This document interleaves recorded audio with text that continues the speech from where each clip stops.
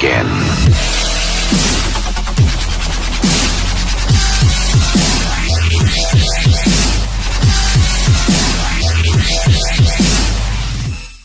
Assalamualaikum warahmatullahi wabarakatuh. Perkenalkan, nama saya Siti Rohana, NIM A1C31939, Prodi Pendidikan Fisika, kelas reguler B, Universitas Jambi. Nah, baiklah teman-teman, di sini saya ingin melakukan percobaan tentang tekanan dan aliran pada fluida, di mana di sini ada dua eksperimen. Pada eksperimen pertama, tujuannya yaitu untuk memahami konsep tekanan pada fluida, kemudian yang kedua menentukan tekanan hidrostatis pada air, kemudian yang ketiga menyelidiki dan menganalisis hubungan massa jenis dan tekanan fluida, dan yang keempat untuk menyelidiki dan menganalisis hubungan massa jenis dan tekanan fluida.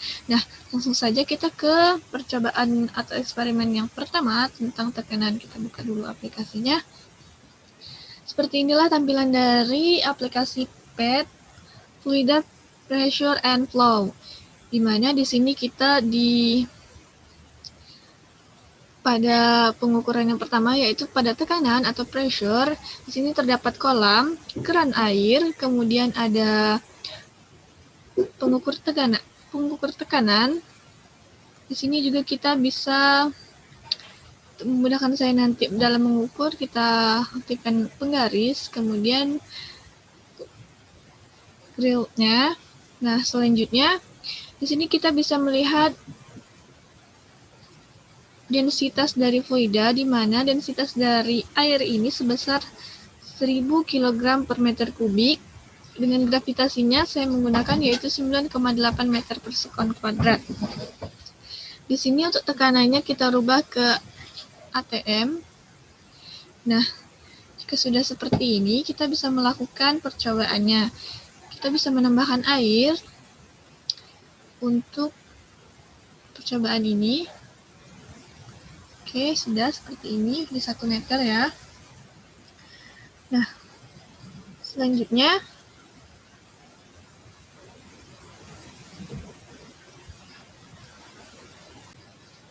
langsung saja kita masukkan pengukur tekanannya ke dalam kolam. Kita letakkan ke yang paling dasar.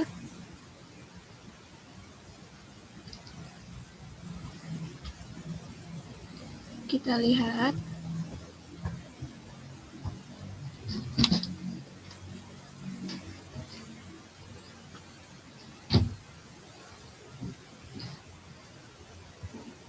Nah, di kedalaman 3 meter ini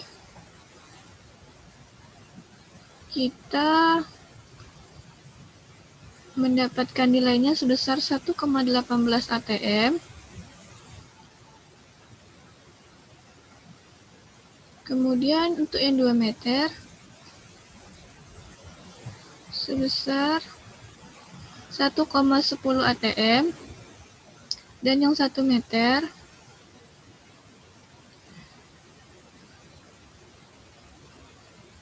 sebesar 1,00 ATM, atau dibulatkan dengan 1 ATM. Nah, di sini sebesar 1 ATM.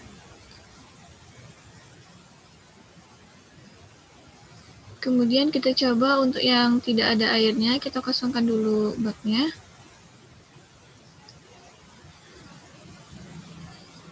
Nah, jika sudah kosong seperti ini, kita ukur tekanannya ke bawah. Di sini saya mendapatkan nilai dari tekanannya sebesar 1,003 ATM, kemudian 002 dan 1,001 yang di sini, dan di sini 1.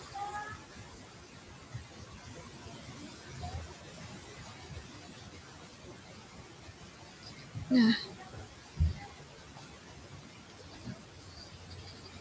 sudah seperti ini. Selanjutnya kita ke percobaan yang selanjutnya.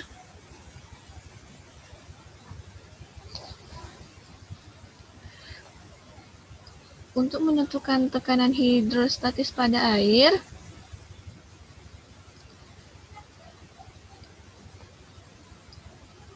kita perlu mengaktifkan penggaris, garis bantu. Ini kita rubah ke ATM. Kemudian densitasnya masih sama yang tadi dan juga gravitasinya juga masih sama dengan yang tadi, oke? Di sini sudah ada airnya atau fluidanya. Sekarang kita tinggal mengukur saja tekanannya karena densitasnya sudah diketahui sebesar 1000 kg per meter kubik dengan gravitasi 9,8 meter per sekon kuadrat. Kita hanya akan menentukan nilai tekanannya saja. Kita ukur. Dengan nilainya yang paling bawah itu 1,13. Yang 2 meter sebesar 1,5. Di 1 meter 1 ATM. Dan di 0 meter 1 ATM. Dapat kita simpulkan, semakin besar kedalaman kolam, maka semakin besar pula tekanan yang dihasilkan. Dan sebaliknya, jika kedalaman kolam semakin kecil, maka tekanan yang dihasilkan pun kecil. Itulah untuk tekanan hidrostatis pada air. Kemudian, kita akan menentukan tekanan hidrostatis pada madu.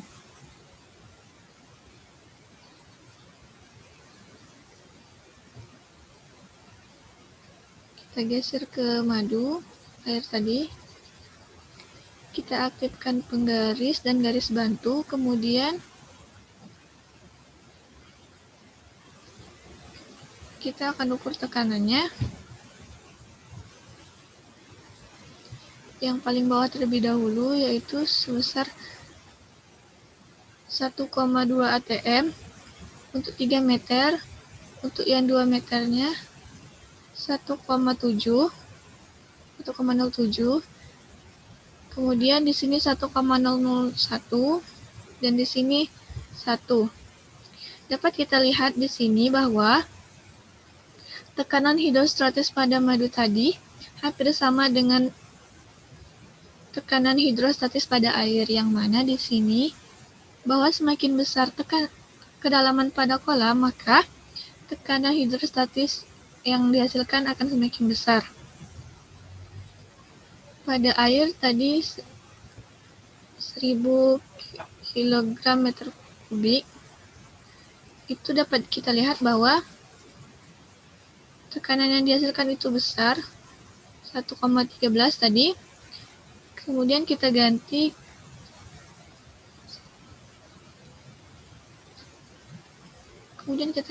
menjadi madu tadi.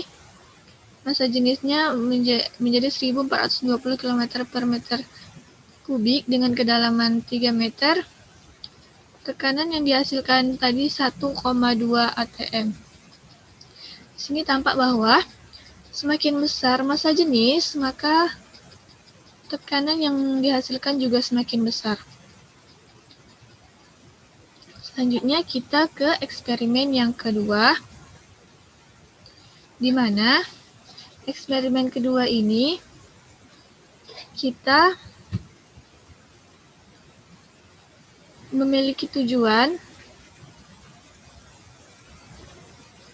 Kita ke eksperimen kedua atau flow ke sini. Nah, memiliki tujuan dari eksperimen kedua ini yaitu untuk menyelidiki konsep aliran fluida, kemudian yang kedua menyelidiki dan menganalisis hubungan luas dan kelajuan fluida, kemudian untuk yang ketiga menganalisis volume pada suatu titik pada pipa dan pada aliran fluida. Nah, di sini kita ke yang flow. Jadi, kita lihat di sini kita ada selang. Kemudian ada partikel yang lewat pada selang ini. Kita lihat alirannya ini beraturan dan bisa dikatakan pola aliran ini mengikuti alur dari alur pada selang ini yang bisa dinamakan aliran laminer atau aliran lunak.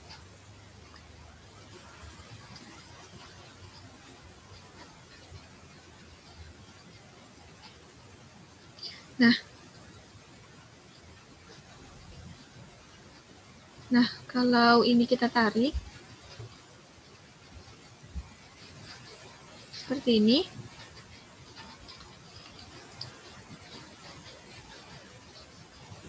di sini bisa kita tarik-tarik ya.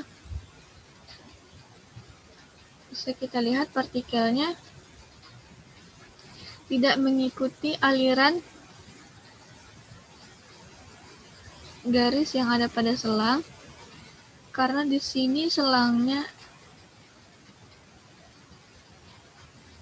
tidak beraturan, bentuk alirannya itu tidak beraturan. Ini dinamakan dengan aliran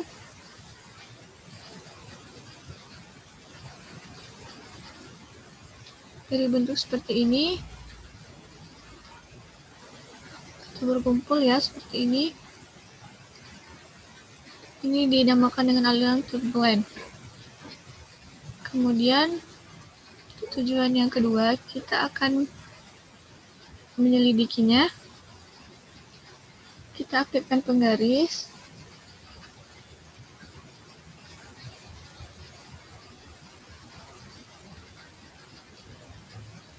Kita aktifkan voltmeternya. Kemudian kita memakai luasnya sebesar 3,1 meter kuadrat.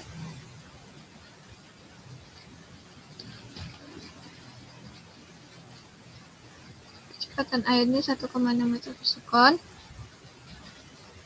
Kita ubah luasnya ini menjadi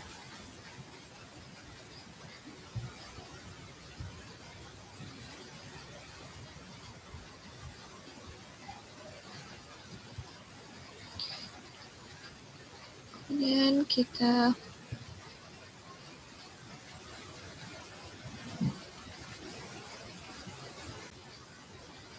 akan mengukur kecepatan dari aliran ini, di mana kecepatan dari aliran ini sebesar 1,6 meter per sekon. Kemudian saya mengubah luasnya menjadi 0,8 meter kuadrat, kecepatannya 6,4 meter per sekon. 6,2.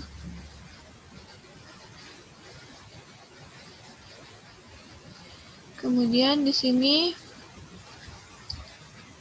saya rubah lagi luasnya ke luas areanya 1,8,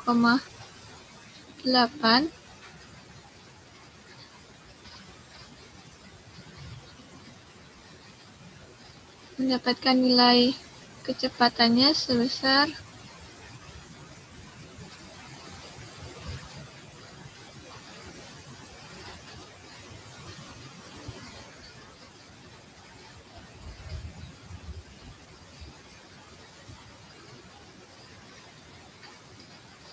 1,6 meter per sekon kuadrat. Nah, di mana di sini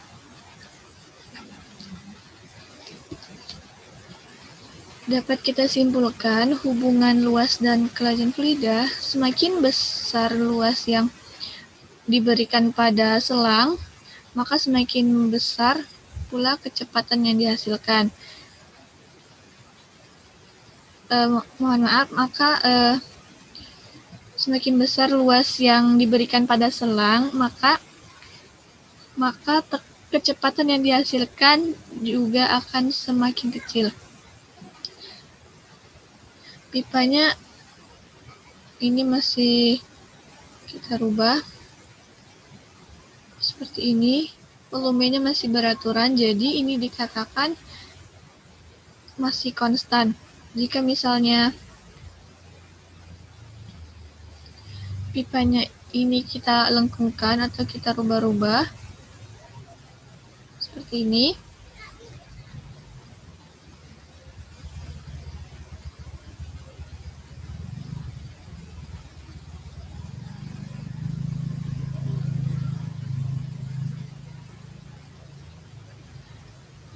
maka volume titik yang lewat pada bagian ini akan semakin sedikit karena dia mengalami suatu ketidakberaturan karena lengkungan ini. Nah, inilah mungkin praktikum atau eksperimen yang dapat saya lakukan tentang fluida tekanan dan juga aliran pada fluida.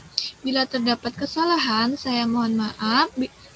Karena di sini saya masih dalam tahap belajar, saya akhiri dengan ucapan billahi taufiq wal hidayah. Assalamualaikum warahmatullahi wabarakatuh.